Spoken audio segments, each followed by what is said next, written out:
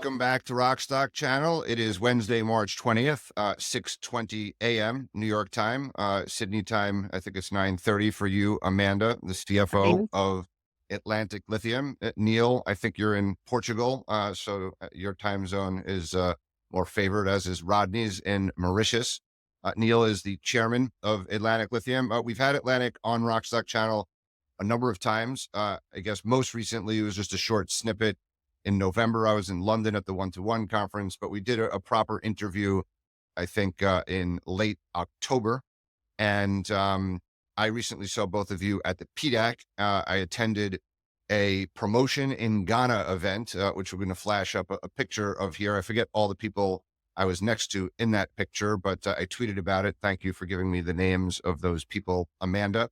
But most importantly, I saw Neil present in a room, filled with, probably over 100 people. And he was presenting after a lot of successful mining operations in Ghana. I think Anglo Gold Ashanti, I forget who the other presenters were, but just for me to sit there and see and hear that Ghana is a very much, again, this was a promotion of investment in Ghana, in Canada, very well attended. It is a very mining friendly jurisdiction. We were reminded of this. Rodney's always talked about Ghana being the top 3 in Africa on the Fraser Institute, whereas some other lithium jurisdictions like Zimbabwe and DRC are in the bottom 3. African spodumene, alongside China lepidolite, has been a significant story on the supply side. There aren't very many ways publicly to play African spodumene stories. AVZ is in trading halt, Leo Lithium's in trading halt. I think there's Kodal Minerals, and then there's Atlantic Lithium. Just want to remind everybody, if you like this video, please like and subscribe and hit the notification bell to be reminded every time a Rockstock video comes about. We recently had Paul Graves, which inherited the Mount Catlin mine. The CEO of Atlantic Lithium actually managed that mine. So one of the box ticks for Atlantic is they have one of the few people who know how to build and operate spodumene mines.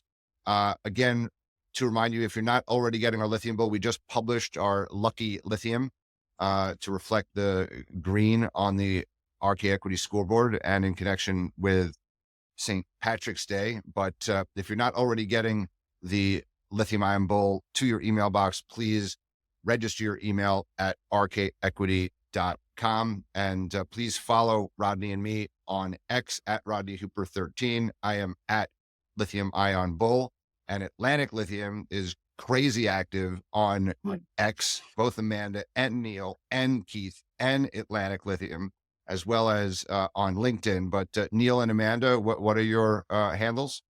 I think I'm just Amanda Haas's, yeah. I'm all the chairman, yeah? All the chairman. All the chairman. Okay. So we encourage you to follow Atlantic on X and LinkedIn. Okay. Atlantic, looking at the scoreboard year to date, is down 16% on a relative basis. That's actually quite good. I'm looking at some of your spodumene peers in Brazil, which I think are comparable. Sigma's down 52%, Atlas is down 47%, Latin's down about 30%, and your partner Piedmont, as well as Sayona in Quebec, are down 48 and 43%. So much of last year we were complaining, why were you so undervalued relatively? And it looks like, and why wouldn't you trade up? It looks like the market is traded down to you. A little bit after we interviewed you, you got a bid from your major shareholder, Assore, who owned, I think, 24% of the time. They bought a little bit more from Piedmont after that, but they also got a little bit diluted by your equity raise in December. But they had an outstanding bid for your company, I think, at 33p, which is above the 19.5p where it is today on the London AIM market. You're also traded on the ASX, ticker symbol A11, as well as the OTC ALLIF. And Amanda's going to talk about your 4th listing, in Ghana, upcoming sometime in the not too distant future. But overall, your market cap is, I think, $140 million US. and we've done a bit of the math. You essentially have, economic interest of about 45%, assuming Piedmont, fully funds and earns into their ownership, and taking account to what the Sovereign Wealth Fund of Ghana, owns, at parent and project level. And just remind us just the basic parameters of where you are, stage of development, size of the resource, expected production, cash costs. Neil, if you could start with that, and then lay out some of the milestones, of which, your partnering process for offtake is a significant one, but there are a few others that Amanda can go into the details of that. And then Rodney will ask a few questions as well. Fine. Thank you very much, Howard. So in terms of the project, the stage of development is we completed DFS the middle of last year, and that was based on a resource of 35 million tons, 1.25. As we've commented before, we've worked in a very small part of our license area, so we expect to continue to grow that. And we put out some more drill results recently, which just show the potential of the property that continues to grow. In terms of the major steps and milestones we're going through at the moment, obviously we are getting to we completed the mineral lease at the end of last October, which is a very important development. And as we go into next quarter, there are several major milestones which we'll be facing. Firstly, the ratification by Parliament of the agreement. Secondly, the GSE listing, which Amanda is working on as we speak. And indeed, completion of the offtake agreement, which you just referred, which Amanda can talk to a little bit as well. Just in terms of the project, that DFS, the numbers were very good. So as I always say, it's a bit of a star project, and then it's low CapEx and low OpEx. So you're looking at capital requirement of 185 million. And obviously, as you pointed out before, Piedmont Lithium have the requirement to fund the bulk of that, with us funding the remainder. We have cash costs of $371 C1 cash costs, so very strong. Be able to survive both the bottom end of the market and enjoy the benefits of the higher end of the market, which is quite a volatile market for lithium, as I'm sure Rodney knows. And then they're all in sustaining costs are around $675 too. The very strong economics overall. Next quarter, very important quarter for us. We are looking to actually get all the permitting together by Q3 of this year. So in Q3, we'll actually have completed all of that, and we will be looking to break ground on the project in Q4. We're looking at modular production, which is a lower level of production, but still significant for us, around the middle of next year.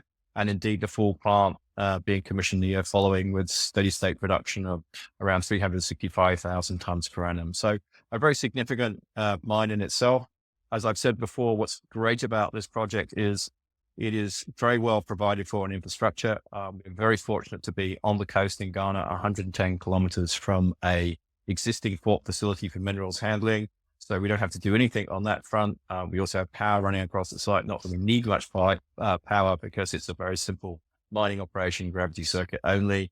And we have all the benefits of operating in Ghana, which, as you pointed out before, is a fantastic mining jurisdiction. I was there last week with our staff. And so one of the great things about Ghana compared to some jurisdictions in Africa is you have a long pedigree of mining, a lot of highly experienced, trained and educated mining staff available to you. So we don't have to bring in expat staff either. So in terms of the risks, we see it as a relatively low risk operation, very favorable mining conditions, and will be in production just about as soon as possible. So next year, first production, and 2026 for our full production, which is obviously when we're expecting a significant recovery in the market. Sure. So, you've covered a couple of them, but you had a very good announcement around some near surface intercepts that are outside of the existing 35 million ton resource. Your thoughts when this gets added in? Is this going to extend life of mine? Can you increase the throughput? What's the plan? And sort of a second one on that is, are you liking what you're seeing to possibly, if you're allowed to say, get up to a 50 million ton resource at some point? Questions both. So in the first place, obviously continuing good results outside of the existing mineral resource, which is important to us. And that will add into the resource. I will say, where are we spending our money today? Where is our biggest bang for buck? Well, it's definitively taking the product to production, because it gets us the cash flow. So we are continuing to do work on the project. It will add resource to the project, to the overall resource numbers. 50 million tons. in the medium to longer term, I think that's very, very feasible. And I think potentially could be more than that. We've only worked 5 kilometers from the original discovery, and we have a very large license area to work on. So I'm actually expecting the resource to continually grow. In terms of the immediate work we're doing and the adding to resource, some of that's going to work its way into the mine plan. I think it's more a question at the moment of extending the mine life rather than increasing the throughput. But obviously, if we make significant discovery, that may well change. And just on that, I don't know if we touched earlier. How are you looking on the cash position? And going forward to getting to the key milestones and then kicking off to developing. Amanda, do you want to take that one? Yeah. So at the moment we have around 12 million US in cash. We had a kind of 9 million Australian at the end of the year. We got the MIF investment in January, and obviously we continually have funding by Piedmont as well. So we're in a pretty good cash position at the moment. We only spend around probably 600 to 800,000 a month on our share of the exploration spend and study spend and some of the development costs. So that will kind of continue for quite a long period. But what we do have is the MIF local project level investment. That's 28 million that will be coming in the next few months. So we're kind of in the process of agreeing those contracts with MIF, and that will come in. So that kind of provides us with effectively the bulk of funding in the medium term. And then obviously we have our Piedmont agreement, and Piedmont sold fund the first 70 million of development. We've already hit the milestones on studies and exploration. So all of that spend is 50-50 shared going forward, and has been for the last year. So in our funding, we are, well funded at the moment. We do have the offtake agreement coming in as well. So that process is going really well. We've got 6 parties at the moment in this stage, with finishing off site visits, and then we'll move to final bids and kind of choose our, our partner going forward in terms of having a customer for the product. And that's all working really, really well at the moment. We've got really engaged parties who, we think we're going to get a good customer in the next few months.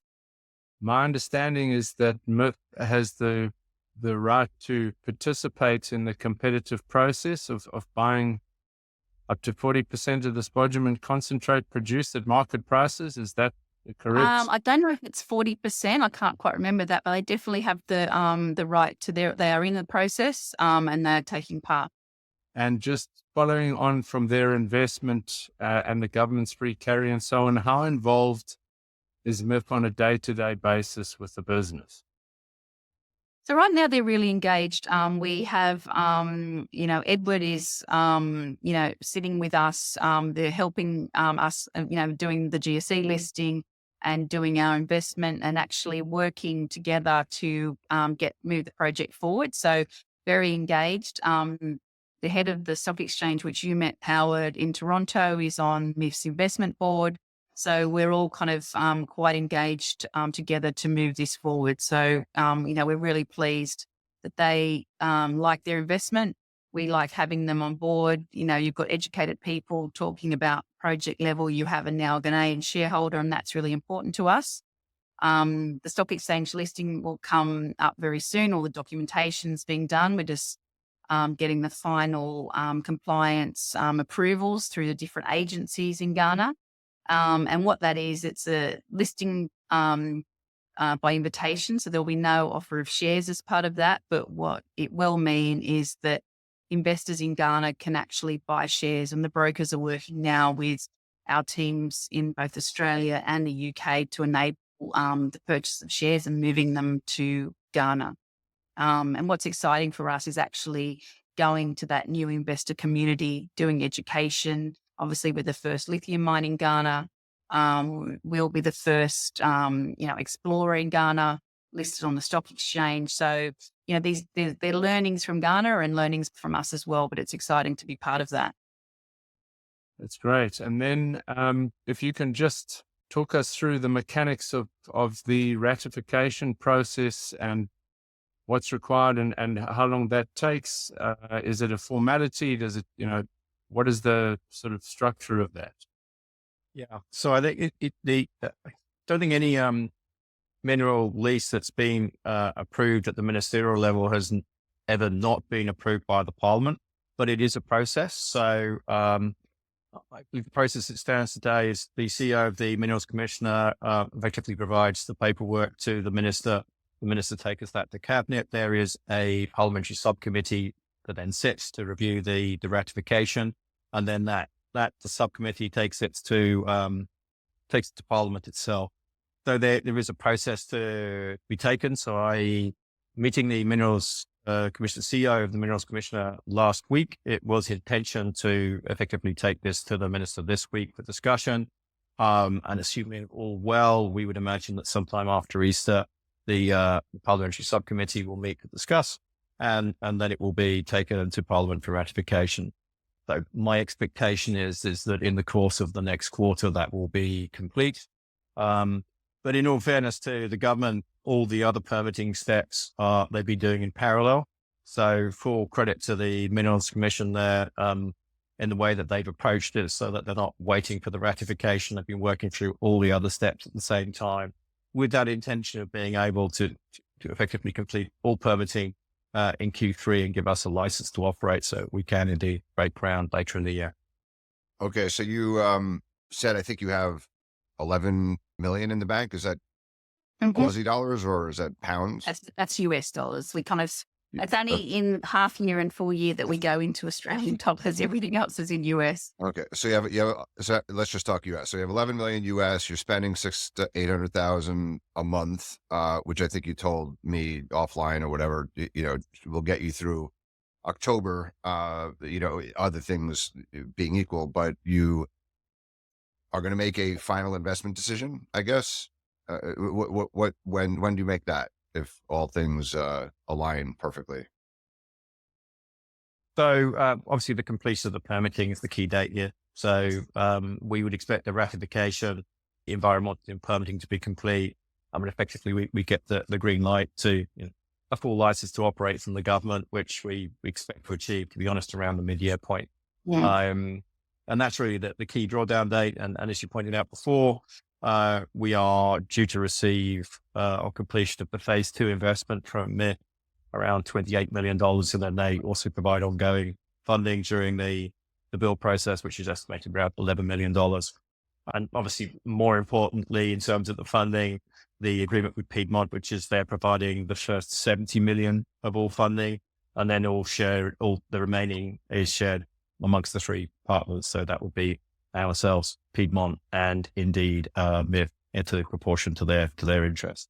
So we won't get drawn for very much money this year, for sure. And I think it's really, as you get to the middle of next year, is that 70 million is exhausted, and we'll be using effectively funding which we're looking to take from the offtake process that we're using, which we're going to complete next quarter, we hope. So I think the interest in that offtake process has been very strong, which is very encouraging, given that the market didn't perform very well at the beginning of the year.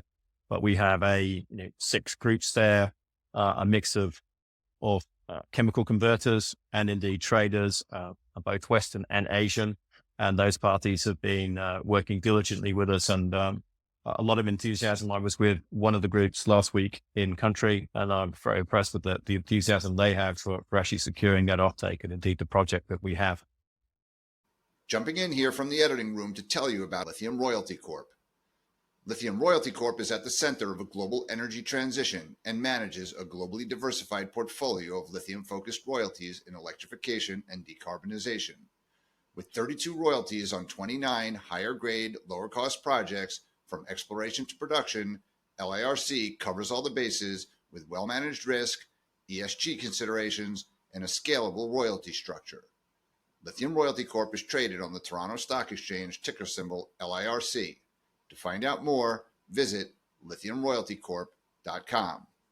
Okay, well, we've seen, Pilbara just expand their offtake with 3 Chinese parties. I think it was Ganfeng, Chengshin, and Yawa. There was no money attached, but Pilbara didn't need money. But it does reflect that Chinese offtakers are very interested in high quality spodumene resources, not just like lepidolite, or in contrast to lepidolite.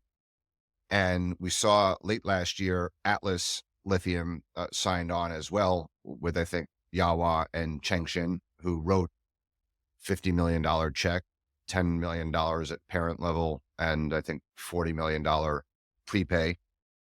You've seen Glencore active with $400 million to Eramet and possibly up to $100 million for Galan Lithium. You mentioned traders. Obviously, you're not going to tell us any of the names of the parties that are in there, but I'm just reflecting from a market, perspective, what's there. Hopefully GM will fund LAC now that LAC is getting, $2.25 billion, from the U.S. government. But what is the quantum of, so you have Piedmont, you have MIF, and then you have your share. Is your share going to be fully covered by this prepay, process, or is there any risk that, you'll have to raise some parent level equity? No, so at the moment, at the 185 million for the development expenditure, our share is 38 million. So the ask of the prepayment is 70 to 100 million facility, and we'll only draw that down as and when required. We won't kind of have that and sit with cash in the bank. So there will be a facility that we can use. So we would be more than covered by that prepayment facility. We also have, 14, half of the MIF money will also be able to be used for our expenditure as well. We obviously are not just covering development expenditure, we're covering exploration and other spend as well in Ghana. So we do have more than the 185, but we're well and truly covered by these financing arrangements that we're putting up in place for ourselves. So We that are prepay, still kind of exploring elsewhere and around the world. And, that is, we treat this as Awoya's paying for Awoya. So in terms of this prepayment facility, this is for the Awoya project level. Awoya project level. Okay. But it's going to be more than fully funded if you only need More than 35 fully million funded. and you Yep. get 70 million, so Yep. that would be there in case of any cost overruns. Overruns, working capital. We continue to, like we found, more resource. We're doing more work around the GMS, and we're constantly looking to improve what we're doing. So, this will, if there's any additional expenditure, then we'll be covered. If there's working capital, we'll be covered. It gives us optionality, so some things we may want to, pay outright rather than lease. There's lots of different, spend at the moment that we have a methodology and a way to get to 185, but this just gives us optionality as we move forward. What is the future of Atlantic Lithium beyond Awoya? So three things I think we can draw out there. The initial project areas we've said is a tiny part of our overall license area in Ghana. There is very good potential through that license area, and indeed some known spodumene occurrences that we have yet to work on. So we see that there's a lot of upside, as we were discussing with Rodney earlier, in terms of that license area alone. But we're not content just with that. We do look beyond that in Ghana. So we have a existing program of analysis of other properties in Ghana to see what else might be interesting to work on. So we're looking at that continually. And we actually look a stage further. And obviously, as I said before, we are focusing our spend primarily on taking this project to production, but we continually look at other projects outside of Ghana itself. So in the first place, within Africa, because obviously we have a great deal of expertise there, but not limiting ourselves to that. We're also looking at Latin America at potential projects as well. So we don't spend a great deal of money on this point in time, but we do want to look at seeing whether we can identify another Awoya, if you like, out there, which would be our second project in the future. So you can't start early enough on these things. So we're out there looking today to see if we can find Awoya 2. Okay, we're still very in early days in the lithium development market. There aren't that many companies that have gone through the path to actually get into production. Obviously, you need to get that under your belt, but I think that you could be a very interesting partner, and the skills to some of the early stage exploration, not just in Africa, but, there's Quebec, as you said, Brazil. So that's interesting that you're thinking about those things. Neil, you have been around with this company from inception, right? I think that came out of one of our I'm now in my coffees at 10th year. PDAC. Yeah, You're my in your 10th 10th year. year. So it was you, and I do want to pay tribute to Vince Mascolo, who passed away tragically at the age of 53, which really hit home to me, like literally 2 years and like 2 weeks ago.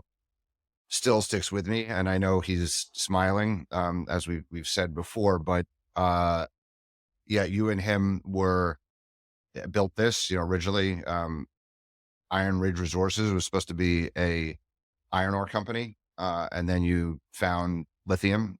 Yes, but you've taken this from a grassroots exploration project, so that there's a lot of, I think, grassroots opportunities out there that certainly could benefit from your success, exploration wise, and through the path to development. You've also been one of we're keep it simple, stupid people, keep it spodumene, stupid. But one of our mantras, apart from go long with China is short, is insider buying is a very positive market signal. And in this lithium market crash over the past year, there are very few companies where we're actually seeing on market buying of any type. And we have seen you, Neil, and you, Amanda, on the tape repeatedly. Why? Why? Well, fundamentally, I believe in what we're doing. So it is a great project. And I've worked in the mineral industry for over 25 years. And this is a remarkable opportunity. And as you said there previously, this was a grassroots. We went out there to look for more projects. We looked at iron ore. We weren't successful in that. We went out there to look for new opportunities. And this is just a very straightforward project. I've used these words before, and in our business, they don't come around very often. The economics are compelling. The relative risks of taking a project of this nature production are relatively low to a lot of things that I've worked on. So I've spent, I think, just about all my salary in the last year and buying shares. I think Amanda and I both are well into the at least over the million Aussie dollar each number in the last 12 months, and we've kept buying. Obviously, we're often restricted from buying because directors are always restricted for a million reasons. But when we've had the opportunity and we're allowed to do it, we've gone in and bought shares. And it's a value opportunity. It's one of the best things I've got in my portfolio. So even if I stand back and look at other things I do, I say, well, I can see clear upside in value for buying shares at, 20 pence, or, sub 40 cents, Australian. You can see, good potential there in a relatively short period of time to actually see a 100% uplift. So very happy to be an investor in Atlantic. I'm a believer. Yeah, same here. It's rare you get the opportunity to, both work, as an executive director and, deliver what you need to deliver, and then, to invest as well. I came into this story only, not 4 years ago. So, I haven't had the opportunity along the way to kind of get cheaper shares. So, I've been a buyer because I believe in, the company and the project. I think I saw some article that your average price is like 28p, Neil. That was a couple of weeks ago. I did a big purchase last year. Amanda's a much better buyer than I am. I'm sort of like, okay, I'll just buy some shares. So she's always like, I always got a better price than you.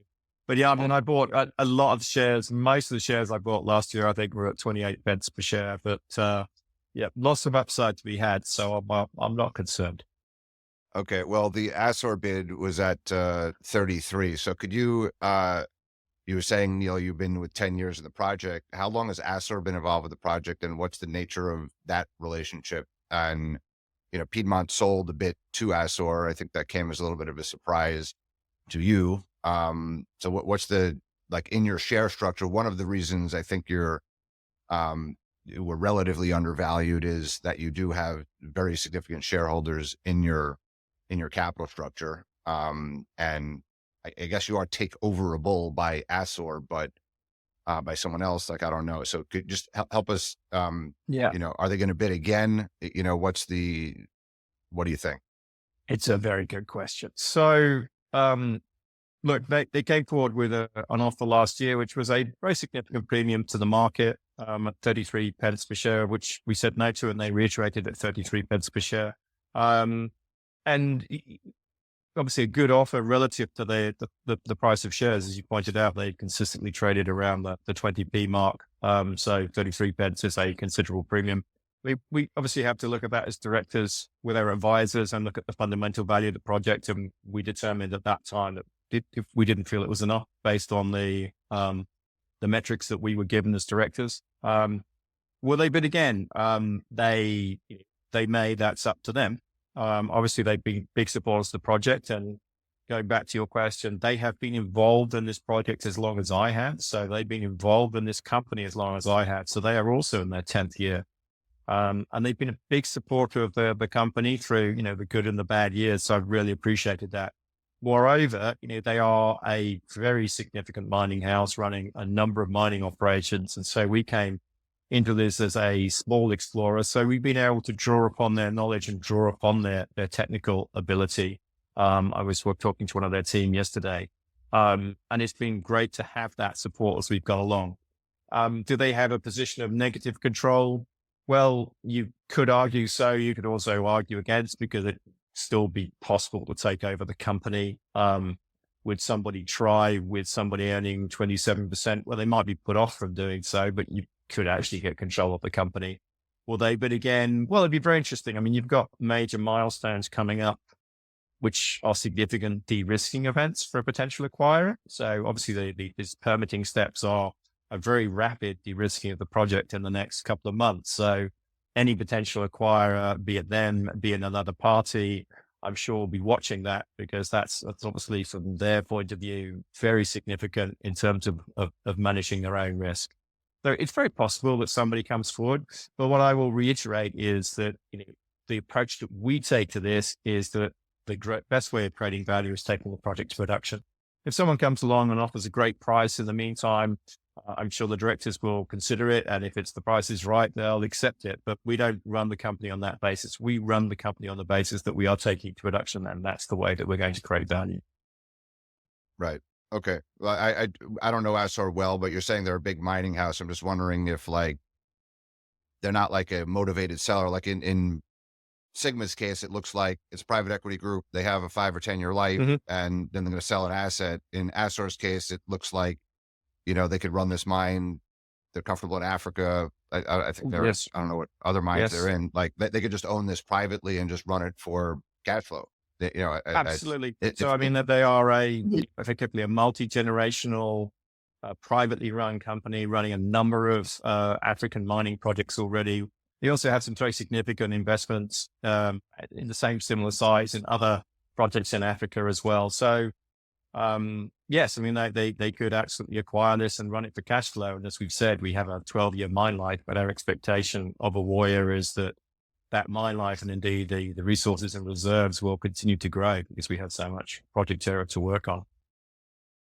Would an acquisition like kind of confuse your permitting and ratification process? Like if all of a sudden they came tomorrow and took you over while you're getting parliamentary approval, is that a consideration at all in their thinking or in your dialogue? It could be. I mean, I'm not in a position to speak for them, but regardless of where it's Assore or someone else, if you are a potential acquirer within your project, you will be looking at to what extent has been de-risked in respect to permitting. So obviously once you've got a license to operate, then you effectively de-risk that permitting process for the potential acquirer. And so arguably it has more value to them. So yes, I'm sure it would factor into the consideration of any potential acquirer where you are in terms of permitting. I think that's a key matter. We've seen permitting go awry in projects around the world in other minerals. I think we've been very fortunate. The government has been very proactive in its engagement with us to ensure that we actually get to permitting. Ghana's interest is that this mine gets to production, and that's key to Ghana and it's key to us. So, that's a common objective that we're both completing.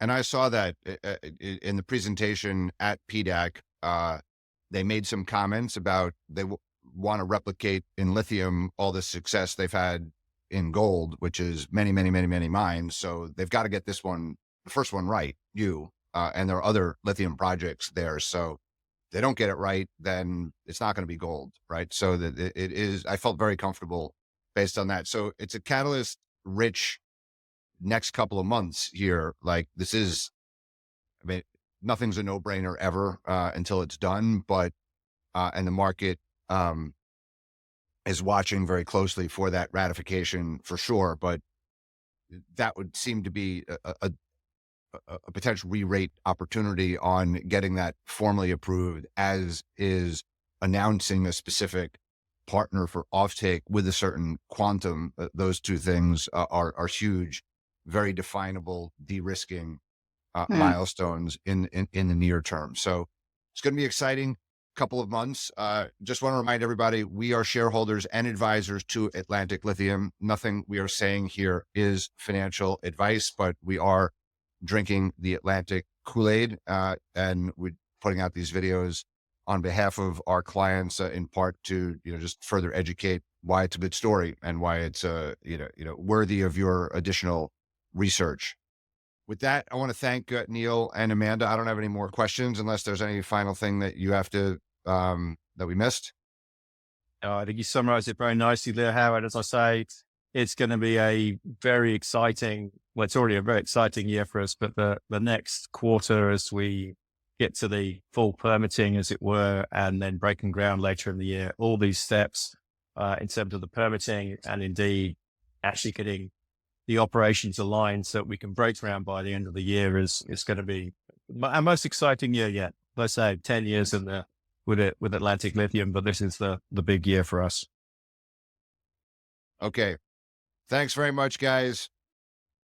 Thank you. We'll speak soon. Thank you. Bye now.